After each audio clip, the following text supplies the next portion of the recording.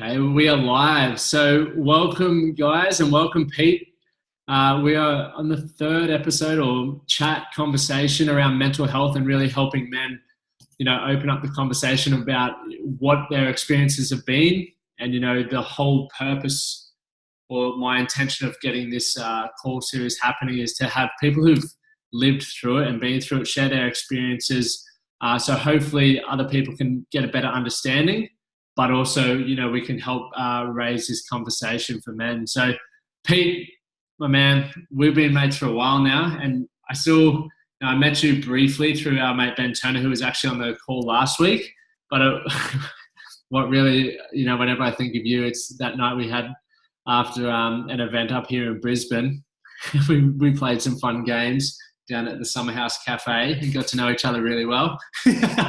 But that was really when you first opened up to me about, your journey, the mental health challenges that you've had and how it's been for your life. And, from the outside looking in, when I first met you, I saw you as a successful businessman, father of four with some kids with special needs. But, I would have never have known that underneath, you would have had all these troubles and challenges, going on in your world. So when you opened up, it was a massive shock, but it was also,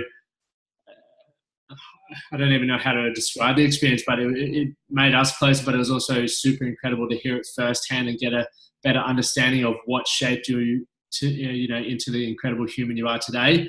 And I'm super excited to have you on the call to share your experience and story with other people. And just, I guess, we don't need disclaimers, but I guess this is just your experience in a story. There's no, obviously, advice. So if you are, experiencing depression or you feel like you may be sad, depression or anxiety or bipolar, seek professional help. Pete, I'd love it if you could just start by sharing your experience, your story, and anything else that I left out from the introduction, and I'll sort of chirp in the way and sort of ask some more questions as we go. Yeah, thanks very much, Locke. Yeah, I've watched the other two chats you've done, and I've really, really enjoyed them. So I'm glad that I'm going to get a chance to talk to the people that follow you about my story and what's brought me to this point. I suppose the earliest place to start is, I was born into a middle-class family. Dad's a tradie. Mum worked in the family business, and just, normal kid, didn't really have too many issues growing up with, wanting stuff. Like, I was reasonably happy and looked after by my parents. Early on, I knew that something wasn't completely right. Like, I just wasn't happy all the time. Now, I was a kid who was pretty successful at sport. Pretty much anything I tried my hand at, I was successful at. Like, I didn't struggle to accomplish things in life. The only thing I really had trouble with early was school. Like, I really struggled to learn. I had, I could understand maths and English, but I couldn't read very well. But I got by because I could basically spin a yarn. I could get up in front of the class and I could tell a story and make whatever I was, doing believable. When I was in about grade 5, the teacher started to really tell my mum that I was way behind. And when I was 12, I was diagnosed with dyslexia, and said that my teacher had said I was a grade 3 standard in year 7, so I was 12 years old, and he was saying I was essentially like 7-8-year-old standard. And he was probably right. I couldn't read, but my mum had a lot of tests done on me, and they said I was dyslexic and I had a really high IQ, which has been a blessing and a curse in a lot of ways, because I have this number against my name that a lot of people think is impressive, but it's kind of like, the way I explain it to people, it's like having the answer to a question on the tip of your tongue and you can't access it. That's how I walk around all the time. So that's a frustration in itself. You've got a high enough IQ for the both of us. Sorry, mate. I do, apparently. That's what they tell me. So when I got to about 14 or 15, I started to get myself into a lot of trouble, and that was essentially because I was trying to understand what it was about me that wasn't right. So, year 8 in school, I got expelled from the first school I was in, and a lot of other schools weren't interested in taking me on. So I knew that there was a lot of changes that had to be made, but I wasn't ready to sort of look at myself. I thought it was everyone else's fault, and I blamed everyone else. At my second school, I always find the people that are into the bad stuff like I was. Like I was drinking early and taking some drugs and stuff like that at an early age. My parents were aware of some of it, but not completely aware of everything. My parents were the kind of parents who loved me, and they wanted, if you're going to do something, they'd rather do it at home where you could be monitored. Obviously not the drugs. I had no idea about any of the drug stuff I was doing, but especially drinking and stuff like that. And basically the reason I was doing that stuff was to mask the feeling of uncomfortableness that I couldn't get my head around. Getting in a lot of fights with a lot of kids. And, my dad was the typical macho Aussie. I saw him in more than one fight when I was a kid. And I thought that's, what guys did to prove their masculinity. And for me, that was an uncomfortable thing, because I'm 6'4" and over 100 kilos, but I'm a very sensitive and loving guy. And I was pushing myself out of that to be a macho, typical, show everyone how strong I am by beating up the strongest guy. Now, I didn't go looking for that, but if it came, I certainly didn't come from it. Yeah, and just on that, Pete, I feel a lot of people who are watching that can probably resonate, because the background I came from as well, playing sport and rugby, and typical Aussie thing is, we want to be the leader of the pack and the macho man and the feared man and however you would call it. And a lot of people get into that culture, even if it is against their natural, I guess, personality traits or anything like that. So it does feel uncomfortable. And the fact that, you're standing here at 6'4", 100 kilos, and you can be open and honest about being vulnerable. And one of the things I would love to see in the future is more men opening up and being vulnerable, because that's one of the biggest reasons why suicide is so high, is because we can't open up about stuff that, traditionally we would have been called a sissy, or, all the terms that belittled us or made us feel like less of a man. So I think it's awesome that, you were aware of that at such an age, because most people, some men still aren't even aware of it. It took me 26 years or 25 years to figure that out. So it was awesome to hear that you were aware of it at a young age. Yeah, I was aware, but I was really uncomfortable. And, my troubles kept escalating from that point. I got expelled from my second high school at the end of year 9. And that was basically around drinking and fighting and just being a thug or a loser or whatever you want to do. Now, that basically put me into a really low level, and that was around the time I got my diagnosis of clinical depression, and I just couldn't get happy. So as a 14-year-old, I was medicated. I had antidepressants that I was on, and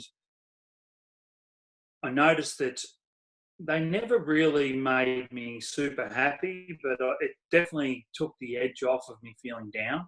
And I'll touch on this again later, but I probably thought about suicide 3 or 4 times before I was even 14 years old. Stood on the double-story section of our house and thought about throwing myself off. That's how much I hated life and the world as a 14-year-old kid. Can I jump in just there? Yeah. I cannot even comprehend what it would have been like at that age, because at 14 I was completely oblivious to suicide, depression, anything like that. And I'm so grateful for that, but also I'm really enjoying hearing your story here. But so you're 39 now. I think we just figured out before. Figured it out. You already knew that, but I asked. And you've been clinically diagnosed with depression and medicated since you were 14.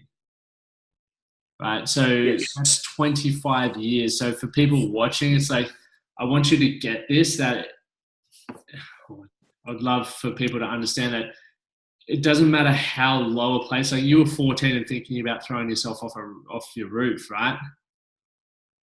Yet here we are 25 years later, you're sharing your story and you've achieved so much. So I think, this Ben Turner said last week, it was something that I'll never forget, is just wait 10 minutes. Wait 10 minutes. You've waited 25 years, man, and you're just killing it at life. You've got a lovely family and everything's going well. Not to say that it doesn't creep up, but yeah, so awesome stuff, mate. Like you seriously, this is such a powerful story. The fact that 25 years later, you've been to the lowest depths, and I'm sure you're going to share a bit more, but you can still have a happy and enjoyable life. There's still opportunities to come. It all goes in waves, So yeah, I just wanted to sort of Yeah, thanks, mate. The around this time as well, I started to go off the rails a lot more. Like the drinking was weekly, probably more than week. Yeah, probably every Friday and Saturday night. And like I was playing pretty high level sport at the time. As a 14-year-old, I was playing the highest level of basketball in Victoria, and just on the verge of making the state team in under 16s. And at the same time, as on the outside, everyone saw me as being successful and achieving goals that I'd set myself. In the background, there was this underbelly where I'd gotten right into amphetamines, and on a weekly basis I was taking amphetamines. The first time I tried amphetamines, I was a 12-year-old boy, and they were offered to me at a sporting event by a guy who was older than me and who I thought was my mate. And and from that point on, it's hard to explain, but for anyone out there who has been down this road and has tried stuff like that, it takes you away from that feeling of lost, being lost and not knowing what the right path forward is. So for me, it numbed any of the self-loathing and stuff like that I was going through, and helped me to operate at a level of what I saw as normalness and lack of social awkwardness around people. Now, I'm not saying that I was unpopular or anything. Like, I had a lot of friends, but I felt uncomfortable with all of them. I was the guy who could stand in the room with 30 guys and they'd be all cheering my name, and I felt alone, and that was a really difficult place for me to be in. I was very lucky that after I got expelled from second high school. What do you mean by Sorry, mate. What do you mean by alone? Like you were the center of attention, say, in the group of a whole heap of people, and what did that feel like to be alone? Because this is I've had a few mates commit suicide, and they were people that you didn't expect it, that were in similar situations as what you probably were as in. So what's that feel like to feel alone? If you could elaborate on that a bit. Yeah, it's absolutely horrible, and I can't see that. Like, the best way to explain it is that I'm in that room, and I could have had 5 or 6 meaningful conversations, and all I can think of is no one here wants to talk to me. These people aren't interested in me. I need to leave. No one here wants to talk to me. I'm alone.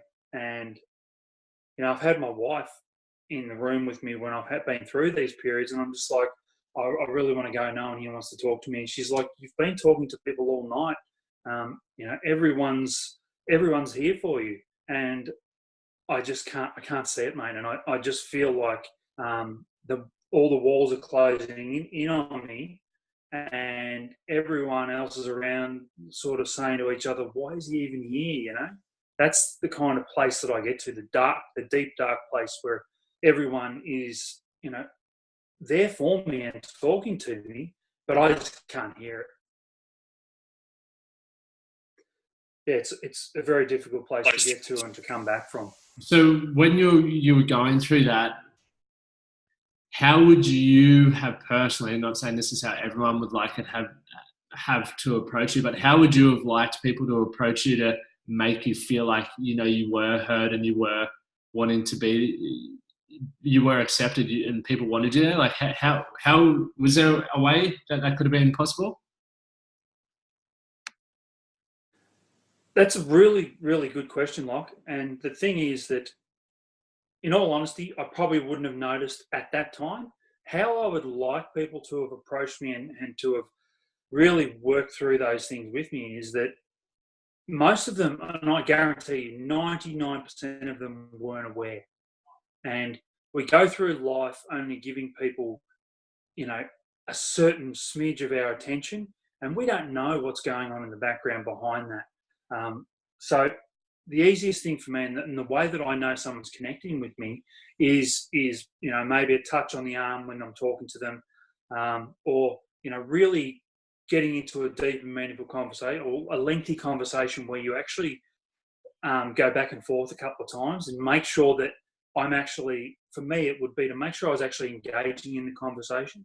Because so many times people would talk to me, and inside my head, I was doing head miles and things were going on, and I was catastrophizing everything in my head and not conversing with these people. And they're probably thinking, "Geez, he's rude. What's going on with him?" And they're trying to be genuine, but I'm doing too many head miles to even understand that they're talking to me. Does that make sense? 100%. So I'm just going to. I guess from an outside point of view, like if we could help, I guess, keep you or keep just it, and this is probably goes back to just general good conversational skills, keeping someone engaged, using their name, and just checking in to see that see that you're following, so that if you are, inside your head, we can keep pulling you out of that space and engaging you, and hopefully that can sort of slow the running, the head miles down, as you call it, to keep you engaged. Yes. Yep. Yeah. And I think it's just authentic, being authentic with the people you're talking to, taking a second out of, because for me, I wouldn't be surprised if I'm ADHD as well, because I have trouble focusing for long periods of time. And I think that the society that we're breeding at the moment, such instant gratification that we don't focus for long periods of time on one thing. We tend to be looking to jump to the next thing before we've even taken in and really appreciated the conversation that we're having with the person right in front of us. I was terrible for that. Really 100% on that. Like people, are medicating ADHD and treating it like it's a disease. But to me personally, and this is just my opinion, I just think ADHD is highly functional people just still trying to find what they're interested in. Now, if you put, I agree with that. If you put me in front of something that doesn't interest me, I'm going to be looking all over the joint because I feel like I've got ADHD. My attention's all over the place. But when I find something that I connect with, you can't waver, you can't steal my attention. And I feel it's just people getting, a lot of people are just not getting allowed to find what that thing is for them, before being told off. Yeah, no, I agree, mate. I agree completely. So, around that time, I'll go back to my story. Around that time, I started at my third high school, and it was really interesting because I started at this school. It was the only reason I got into this school was basically because if you could afford to go there, they were pretty much taking anyone at the time. And my parents, dug deep and found the money because they wanted me to get some education, because I certainly didn't want to grow up and be a plumber like my dad, which is what I ended up being.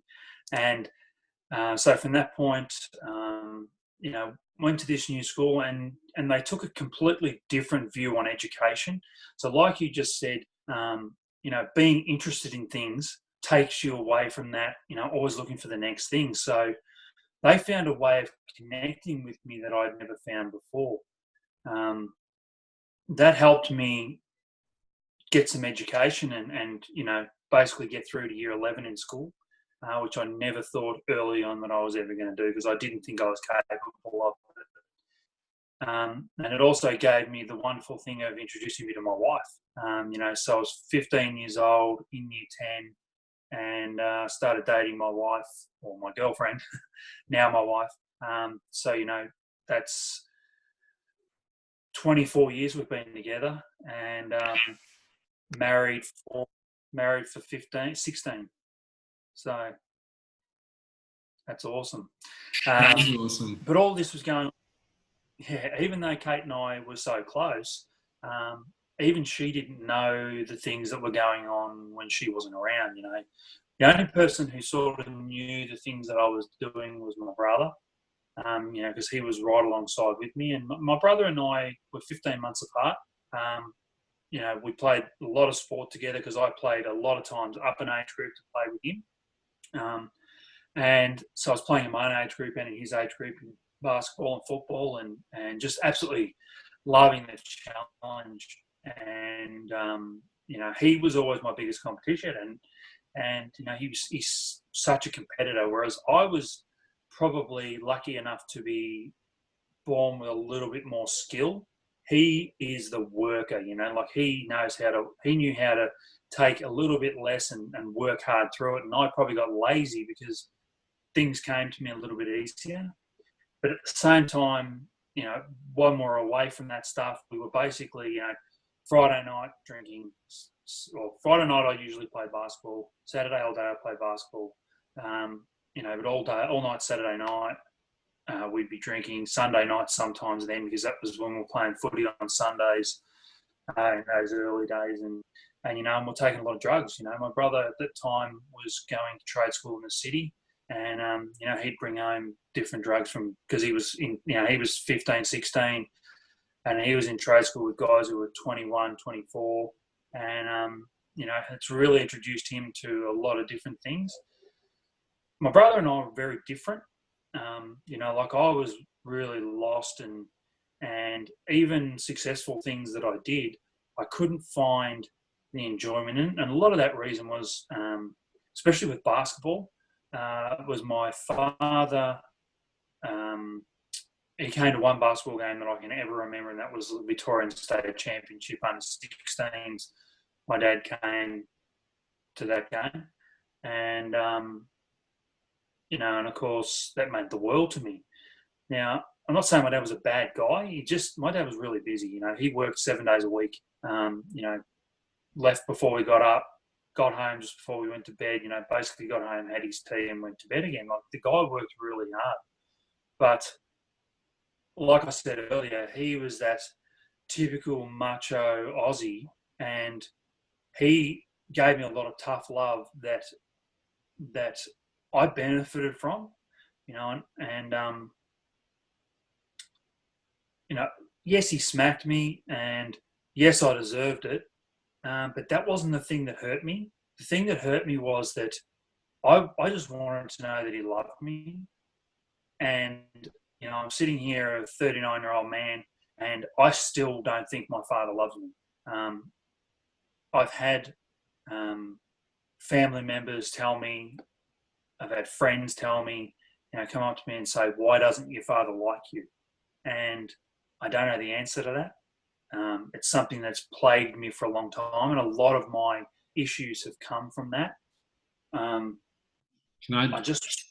Sorry, man. This is awesome. I think this goes back to what you brought up earlier about being vulnerable and doing all this sort of stuff, especially as parents. And you don't realize, like, I know a lot of parents work hard because they want to give their kids or their children, incredible lives and look after them and stuff. But there's no money or materialistic possession that you can, that can replace your time and the relationship that you have with your family. Like it means shit. So yeah, this is exactly touching on that point on just how much it can affect someone. So think about that when you're going off to work and doing stuff like that. Just, are you leaving the people that you love most, letting them know that you do love them? You know what I mean? Because there's definitely times where you need to work and be away. I think that the way to make that up, and it's something I need to work on every day, is when you're with your kids, be with your kids. Don't have your head stuck in your phone. Um, you know, so I ended up making my way through to the end of year 11. And, I was pretty lucky. I started school at 4, so I finished year 11 and I was 16. And I started doing an IT course. I wanted to get into IT. It was something that really interested me. But being that I had no VCE, I couldn't get into the courses that that really interested me. So, of course, I had to take the backward step and go into a course that I would say was well beneath my skill level. And I found that I could go to TAFE one day a week and still pass, which was the worst thing that could possibly happen for me because it gave me a heap of free time to really get into a place where I didn't want to leave the house during the day. And if I had to leave the house because my parents would know that I wasn't going to TAFE, then I'd literally go and I found a cheap cinema. I'd go and sit in the cinemas every day for a couple of hours and cost me $4. And, that's one of the things that I've used through my life to escape from what I don't like is movies too, because I can get 2 hours of freedom away from what is going on in my head, 2-3 hours by watching a movie, and that was one of the things I used. My dad found out that's what I was doing, and he basically said to me, "You're leaving TAFE and you're coming to start an apprenticeship." And I thought about fighting him on that. Then I thought, you know what? I don't really like what I'm doing. Some money would be nice. So I started my apprenticeship, and found as soon as I started making money, I found something that made me happy. I never thought that, I never liked plumbing or roofing in particular, but I liked money. And I found out that, if I worked and then worked Saturdays, I could make more money. And at that point in my life, that just went into drinking and taking drugs on weekends, and that was all good for me because it covered up the hatred I had inside for myself. And it was probably, in hindsight, it was some of the years that I look back on with the fondest memories, because I I had a good group of guys I was working with. A lot of them were guys I had grown up with, and we worked really hard, and then we played really hard. And that sort of went from the period of being 17 to 26. And around that time, you know, on the surface, everyone would have seen me go from um, incompetent in a business sense to, at 19, I started contracting for my dad. He let me finish my apprenticeship as a subcontractor. So I was making, as a 19-year-old, mate, I was making probably $4.5 grand a week, and I was spending probably $6.5 grand a week. I just was spending money like it didn't matter, because I thought that I'd just make it back on Monday. Like it didn't matter if I went out and spent $600 on booze or drugs or whatever on a Friday or Saturday night, because come the Monday morning, I had the ability to make all that money again. So, as a 20-year-old, things were getting pretty serious with Kate and I, and we were talking about marriage and family and all that sort of stuff. Like I always knew I wanted to have a family early. I wanted to have kids young, and work was one way of hiding what was going on. The other way was, was with Kate and with our family. Now, I had a really, really good way of putting on a mask that made people think that I was doing really well on the outside. Like I could present really well, and then in my quiet moments away from everyone else, I'd fall apart. And I was so confused about life. Externally, I had everything that you would think you'd want to have as a young kid. Beautiful, beautiful partner. I had possessions, everything you can think of. I had cars, I had houses. I had a work truck that cost me, 50, 60 grand. And just a lot of people used to say to me that I made it look easy, but none of it was enough for what was sort of happening to me personally underneath. And the only way I knew at the time to cover up the hole inside me and the desperation for fitting in was to take more drugs and to drink a lot more alcohol. And around the time I got to about 24, 25, I'd gone from taking drugs and drinking one day a week to drinking every night on the way home from the job, and probably taking drugs 3-4 times a week. And then I got to a point in life where I was about 28, and it was so painful to stop taking things and drinking and taking drugs that it was easy to just take it every day.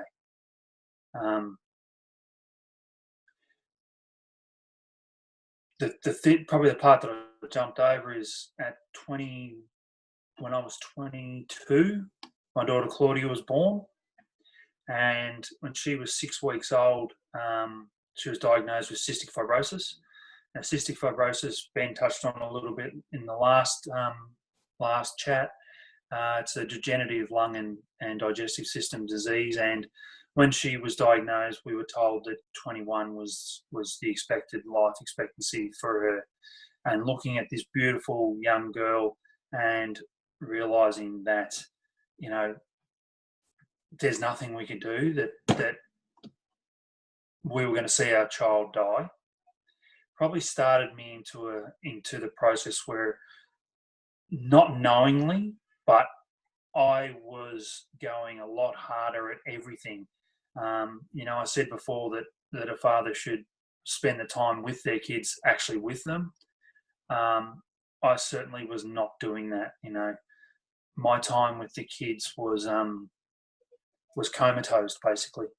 And Claudia has spent 3-4 weeks a year, every year of her life in hospital. And the longest stint she had was basically 4 months in 2000. She's had 2 years. 2012, she had 4 months in hospital, and 2016, she had 4 months in hospital.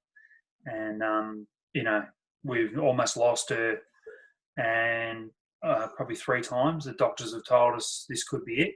And to her credit, her strength, she just keeps bouncing back. So she was born in 2000, 18th of September 2000. Kate and I were married in November 2001. And it was a special moment to have our daughter at our wedding and, share that with her. Soon after that, basically 12 months later, November 2002, our son Lachlan was born. And it was just awesome, having one boy, one girl, and just loved having him. And Claudia, probably tried to kill him 5 or 6 times in the first 12 months, but she loved him in her own way. But it was obvious from sort of 6 months old, something wasn't right with him. He was he didn't develop in the same way Claudia did. And Kate and I just had a feeling something was a little bit different. And, Kate was very proactive, and she was back and forth to the doctors a lot. And, I think one thing for any women that are watching who aren't mothers yet is mother's intuition is a real thing.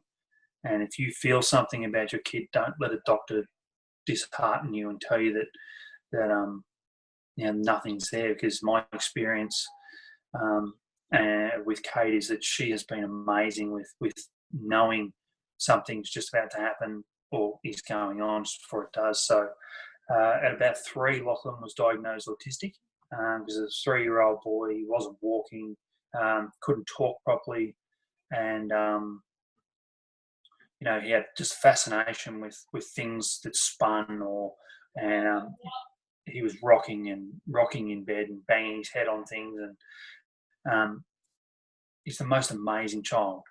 But he, you could just tell that he needed to find some stimulus that worked for him in life. So around 2005, around 2005, that was a real hit to me, and I started to question whether the the drugs that I'd been taking in the time of his conception had caused him to be the way he was. And,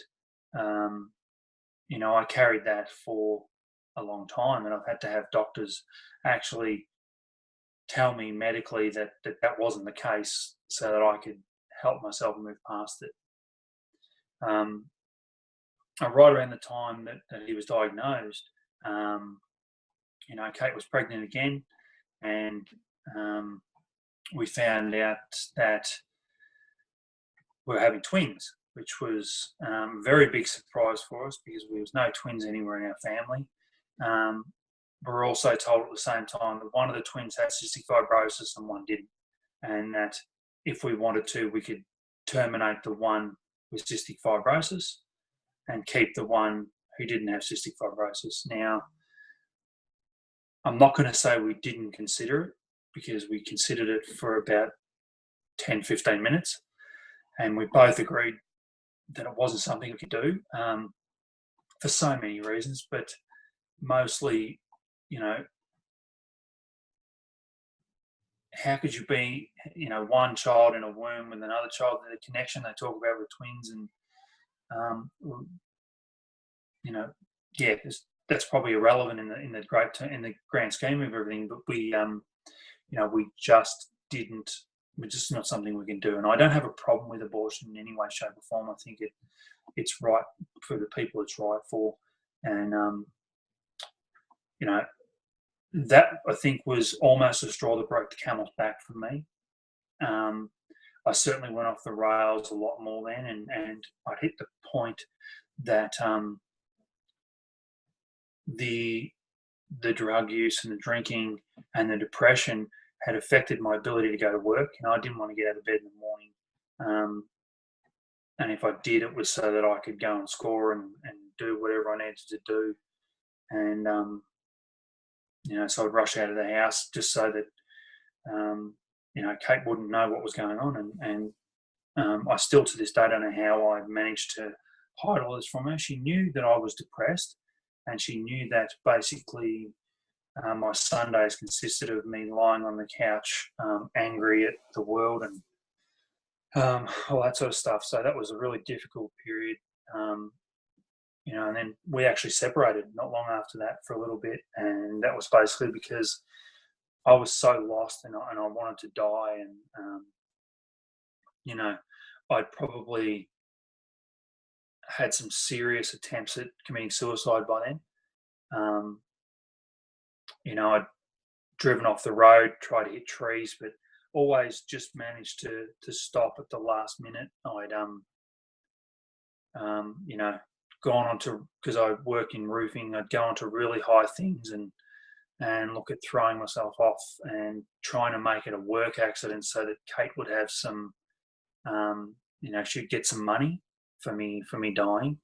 And I basically would try to hurt myself at work so that I wouldn't have to go to work anymore. I just thought that the thing that was my work, I thought that was what had created this problem. But it's taken me a long time to realise that wasn't actually what was causing the problem. What was the turning point for you, Pete? The turning point, in all honesty, was in 2009. Kate and I had been separated, back together, separated, back together, and we were separated at one point. And I had everything that I had accumulated as a young guy working really hard was gone.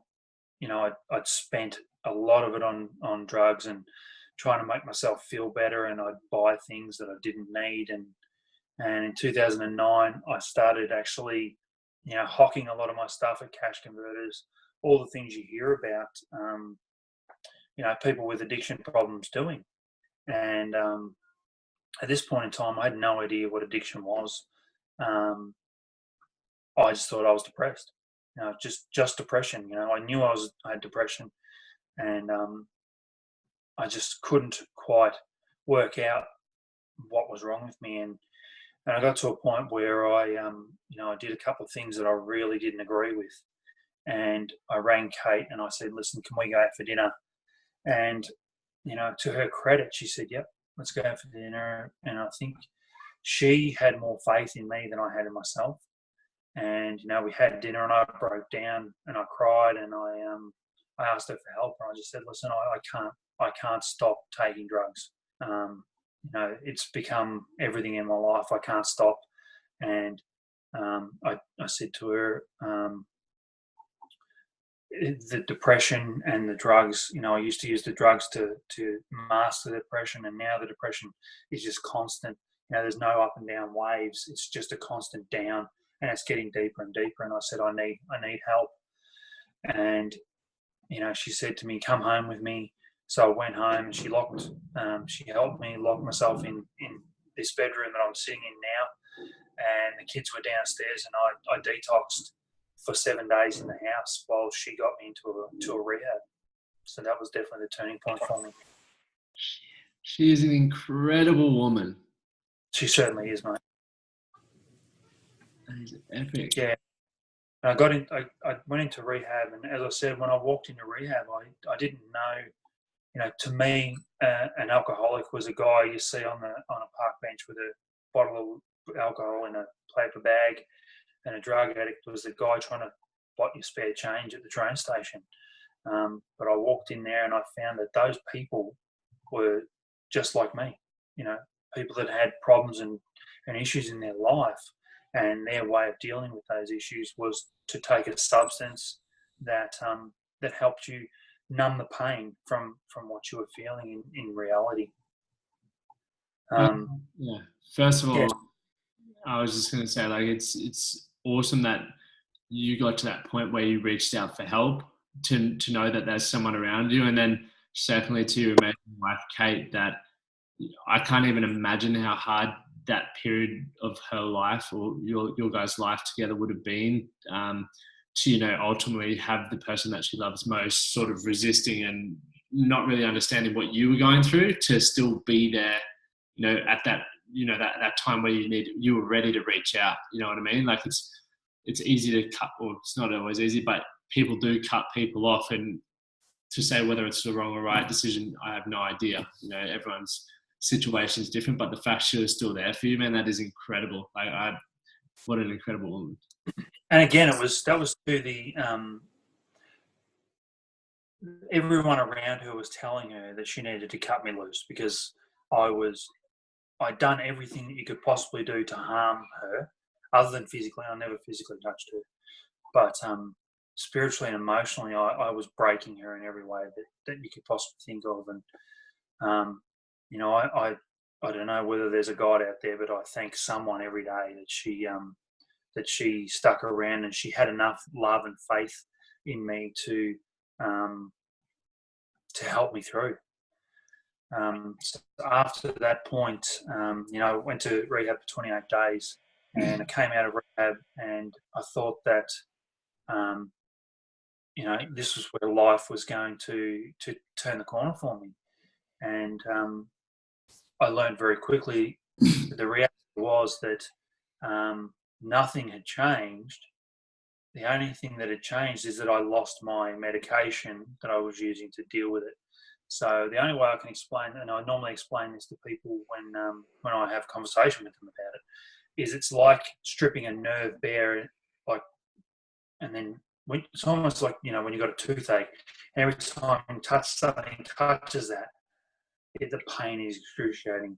It's like that, but all over your body. So everything I encountered, like even from noise to the kids, constantly at me, I didn't know how to deal with it, because I wasn't numbed and medicated from that experience. I stayed clean for about 6 months, and it got to Christmas, and in my wisdom, I decided at that point that I never had a problem with drinking. So, I was going to start having a couple of drinks. And the thing that I know now that I didn't know then is that I hadn't done any work on me. I hadn't tried to find the cause of why I did what I did. I hadn't done a lot of work with counsellors on my depression and my anxiety and all those problems. So I was basically just throwing fuel on the fire. I managed to, I would say, drink like a normal person for about 3 years. And, so I'd go to work, I'd come home on a Friday night, I'd have a couple of beers and then have a bottle of red wine with Kate, or, a bottle of white, and quite civilized for a long time. And, but inside, the pit was growing again, and I could feel it. I could feel it growing, but I was trying to pretend that it wasn't. Yep. And I went to a counsellor, and he basically said to me that you can't drink. Addiction's addiction, pretty much. And I said, I know, I'm fine, mate, I'm fine. And I didn't like what he was saying to me, so I decided that I wasn't going to see him anymore. And I spent 3 years like that, and yes, I was present. I was working. I was around for the kids, but I wasn't any better than the day I stopped taking drugs. I was not a better person. I was exactly the same. And I went to an engagement party and had a heap of drinks, and someone offered me some drugs again. And and before I'd known it, I'd had it, and then of course straight away started lying about it and pretending that that's not what had happened, and I got away with that again. So let's jump forward a bit to where, obviously, because I want to respect everyone's time. In the point, obviously, or just give a quick overview of where you're at in terms of, like, I think obviously lapsed and. 2012, 2012, I got clean again, and my last drink or drug was the 29th of September 2012, which is grand final day here. It was grand final day. Haven't touched a single substance since, and I'm very reluctant to even have Panadol. I've been working very closely with a psychiatrist and a psychologist, and my life has gone ahead in leaps and bounds. I work on myself. I found that for me to get to the depth of why I was the way I was, essentially it was that I didn't think I was good enough, that I hated myself and I thought I deserved to die, I hit a point, I think it was around 2014, where I had attempted to hang myself in my dad's factory so that he would have to find me. And, I used an overhead crane, and I was probably 3 foot off the ground, dangling by my neck. And I realized at that point I actually didn't want to die. And I got the biggest scare that I actually wasn't going to be able to save myself. And I don't think, and even Kate knows how close I came to actually dying that day. And, so I got out of that, and I just thought, I need to find a way to not let this be the rest of my life. I can't, because I thought that getting clean and working on myself was going to fix all the problems, but it didn't. And basically, by finding the answer, it was almost like finding the key for me. I realized that I needed to find things that made me happy, and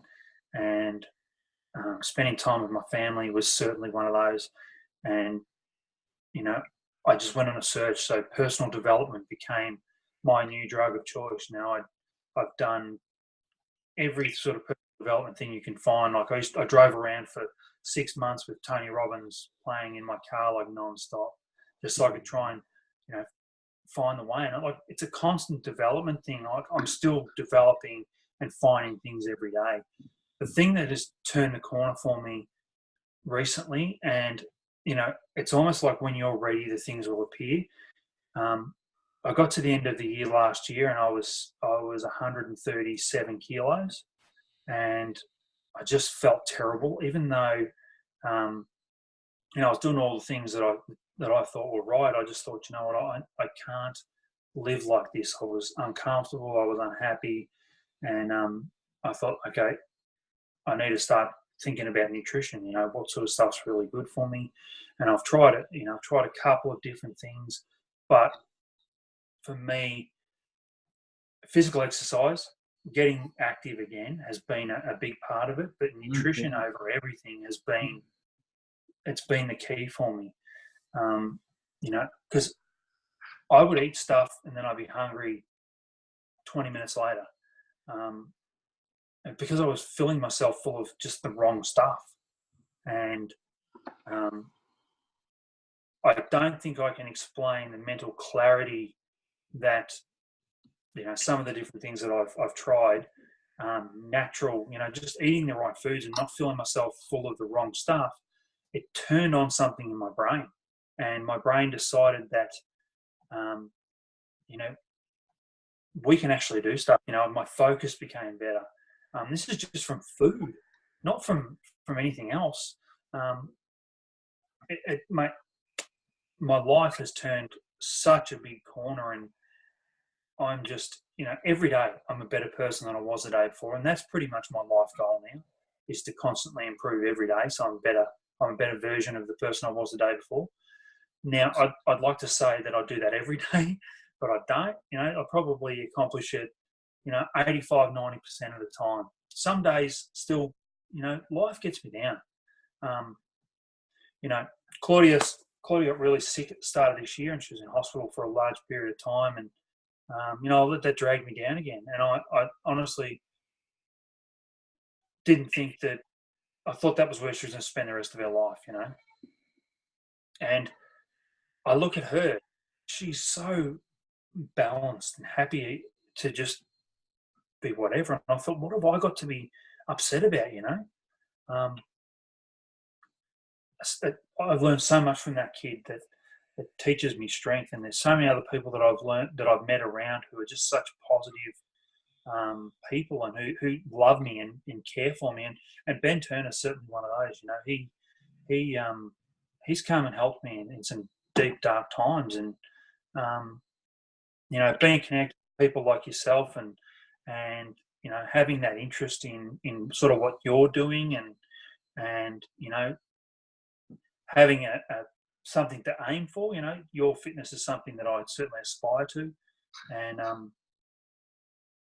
you know, I'm a fair way off, but you know, I'm a bit insane. I get up every morning at 4:30 and go to the gym, and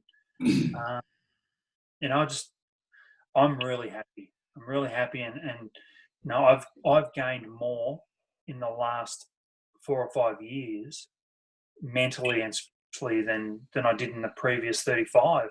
And the relationship I've got with my children and my wife now, is at the point where I actually wouldn't change anything I've done. You know, I've done some horrible things, and been through things that most people, you know, most people wouldn't wish on themselves.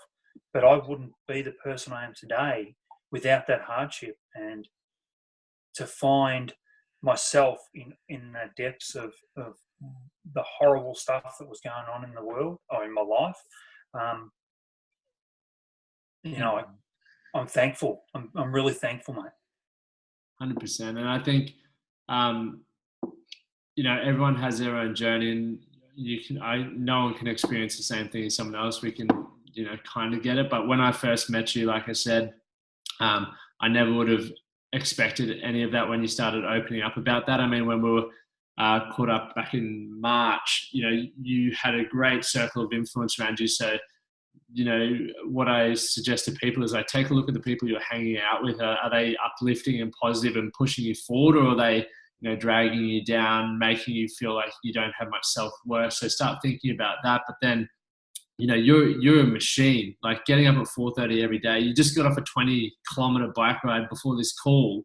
You're constantly striving to be better in all aspects of your life, and that's what I really love about you. Is because it doesn't matter whether you're training to be an Olympian or whatever. I just think that everyone should be striving to be better, and it doesn't matter whether it's a little bit or a lot. It's just like every day, get excited about that. And yeah, you're the perfect example. And the fact that you were first clinically diagnosed 25 years ago, and you're here kicking ass after everything that you've been through, that's incredible. Thanks, mate.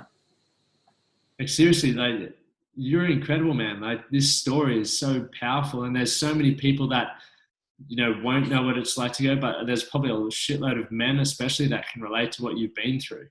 And it's like you're that person to show that, hey, doesn't matter what you've done, you can come back from that and own it.